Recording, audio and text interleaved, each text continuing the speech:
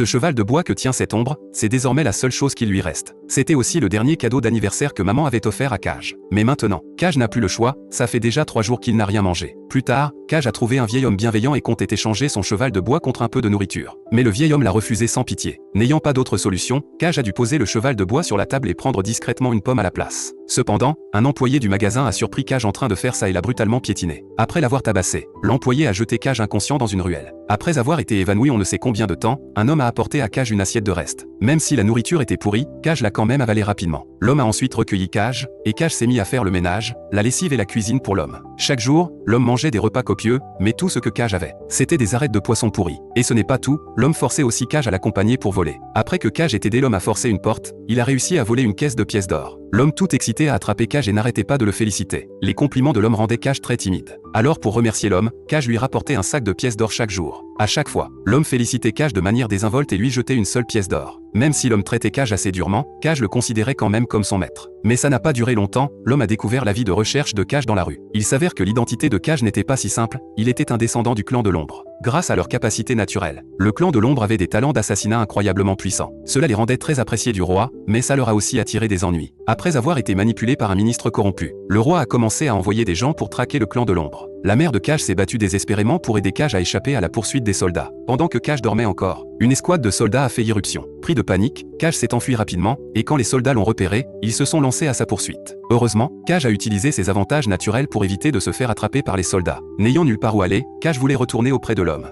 Mais l'homme pensait que Cage avait perdu son utilité. Alors il l'a repoussé d'un coup de pied. Refusant d'abandonner, Cage a continué à suivre l'homme. Jusqu'au jour où l'homme s'est battu avec quelqu'un dans un restaurant et a été gravement blessé. Cage a arrêté de se cacher et s'est précipité pour saisir la main de l'homme. Ce n'est qu'à ce dernier moment que l'homme a réalisé à quel point Cage dépendait de lui, mais c'était déjà trop tard. L'homme a versé des larmes de regret. À partir de ce moment-là, Cage s'est retrouvé complètement seul. Quand il faisait froid, il utilisait des feuilles comme couverture, et quand il avait faim, il utilisait les pièces d'or volées pour acheter une tomate pourrie. L'hiver est passé et le printemps est arrivé. Jusqu'à ce que Cage rencontre Boji qui était sorti jouer. L'histoire de ces deux-là va commencer ici.